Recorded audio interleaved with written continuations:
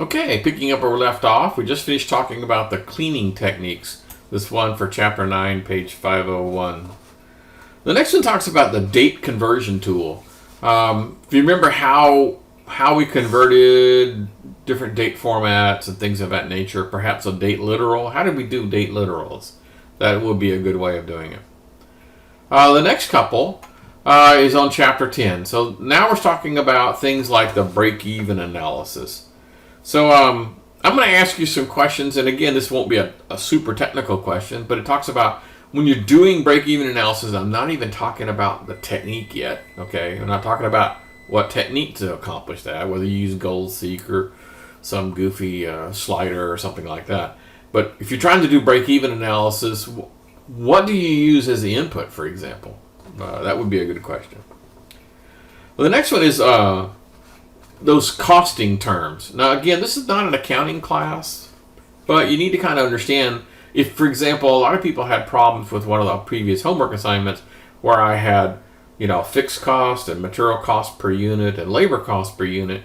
And, so here's how many, what's the total cost? Well, it'd be the fixed times, the material cost per unit. And so you need to know, for example, what is fixed, what is variable, and what is a combination of mixed. So I'm giving you some scenarios, and you're supposed to go in and say, now I'll admit some of the scenarios are going to be a little fuzzy, where you might think, wow, 90% of it's going to be variable, and only 10% is going to be fixed. So use your best judgment on what you think would be the most appropriate category. Okay. All right. The next one talks about the actual analysis tools. So again, what tool do you got a lot of tools in your toolbox, so which one are you going to use? Kind of a simple question. It's probably going to be, match each of the following scenarios with the most appropriate tool. Okay. One variable data table. Remember how you go into the what if analysis and go down to the data table thing? So I'm going to ask you some questions about how that works. And then the next one is the same thing. It's the two variable thing. I'll go into what if analysis. I grab the two variable data table. And, it may be one of those, which of the following is true of a two variable, that the row has this, the column has this, and the prime of the pump is located here, and that kind of stuff. The next one talks about the GoalSeek tool. Kind of a simple questions about, how does it actually work? Not deep technical behind the scenes, but just philosophically, how does it work? How does GoalSeek work?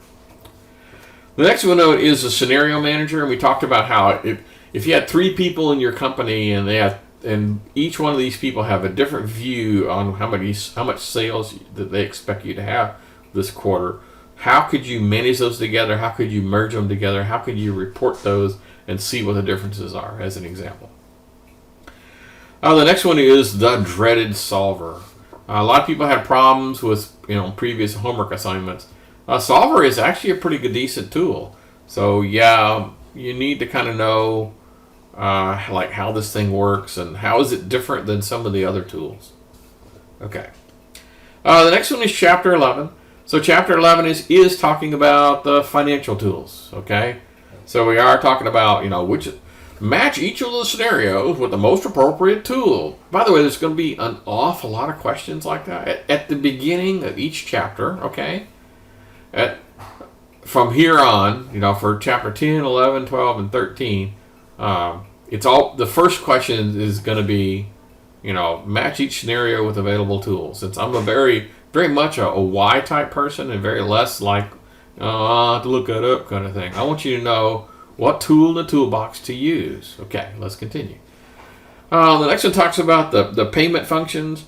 This is going to be one of those things where, I remember they had the payment and rate and in per, those kinds of things. And I'm going to ask you a question about when I'm putting together, when do I want the loan balance to be negative and when do I want it to be positive? And it's not going to be something like, oh, well, when you want the payment to be the opposite. No. It's going to be a philosophical question about if you're the receiver of the loan, do you want that number to be negative or positive? Or if you're the bank, Do you want that number to be negative or positive? So you may have to think about this a minute, okay?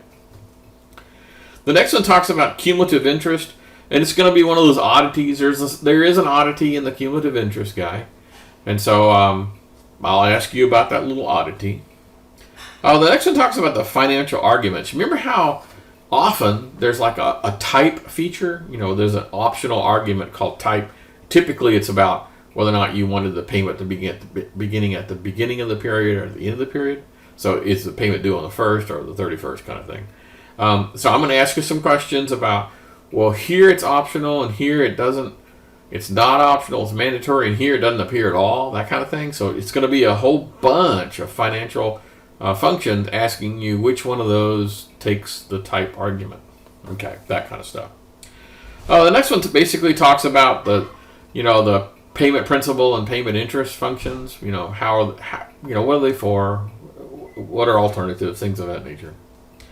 The next one talks about the internal rate of return. I mentioned to you about if you have complex, securities and bonds and things that you're trying to evaluate, there's a really cool tool you can use to go through and kind of cut through the chase and allow you to easily compare different investments. The next one talks about depreciation. Again, we're kind of talking philosophical here. It talks about, what's the difference between straight line and declining balance or double declining balance. We're not actually going to do one, so I'm just asking about, philosophically, what's those differences. The next one is Chapter 12, and you should know by now that I am very big on the ethical use of statistics. That, the press, almost always, misuses statistics. I mean, almost always. And so I'm going to ask you some things about, I'll give you an example of some stupid, silly quote and ask you to analyze why that's stupid and silly. So that one might be a little tough, but I doubt it. The next one is statistical tools. Which of the following scenarios would be which of the following tools would be most appropriate for these type of scenarios? It's the same question at the beginning of the previous chapters. You have a lot of tools in the toolbox. So what scenario do you use what tool for? The next one talks about types of data. You remember nominal and ordinal, interval ratios. Remember those guys? Okay, that's what we're talking about. The next one is on random number generators. It's, again, kind of a philosophical. We're not doing one, but I'm going to ask you, how does it work and what does it output, that kind of stuff. The next one talks about the central tendency. If you guys remember, the mean, the mode, and the median, that kind of stuff. So which one is which? Match this scenario with which one of these central tendency things. Okay. The next one's on frequency distribution. So a little bit about, there is one weird thing about typing in the frequency command. You remember when we were typing it in? I'm not talking about the mechanic. Now I am talking mechanics. I'm not talking about, how it works, but I'm talking about mechanically. There was something strange you had to do when you entered this command in the formula bar. If you remember what that was, you'd be in good shape. The next one talks about regression analysis. One of the homework assignments was, how do you take correlation coefficients and convert that into a formula that predicts the future? Okay, cool. The next one is Chapter 13, and I kind of remember Chapter 13 is the one where I kind of went off book the entire way. So I did talk a little bit about, yes, this is an Excel class, so clearly they're trying to show you that Excel is a good business intelligence tool, and I'm telling you that's probably incorrect from a philosophical real-world example. In a real-world example, they probably won't go to the spreadsheet person to ask business intelligence questions. They're probably going to go someplace else. If you can remember that discussion, cool. All right. The next one's about freezing panes. That's a very important thing you need to learn how to do. It wasn't in the book at all, but I showed you. The next one talks about, there's got to be, when you have objects on top of each other, there's got to be a way to select them. How do we do that? Okay. The next one talks about chart data. Remember, I didn't actually go into too much detail, but I kind of mentioned it, that if you have a chart and you start hiding rows in data, what happens, for example? Okay. The last two are and the last two are always going to be, write me a formula, function, combo. And it's going to be like a combination of workbook and worksheet references. Maybe it'll be a standard sheet reference, and then a 3D reference, and then another worksheet reference, and then another workbook reference. All add them together, that kind of thing. So it's going to test your knowledge of all 4 different types of data sources, or cell references, or whatever the term might be. The next one is we're actually going to do a regression one. Okay, we're actually going to do a regression analysis. Okay, that's about it. I hope you guys study well and do well in this, and perhaps I'll see you guys again in some future course, because this is the end.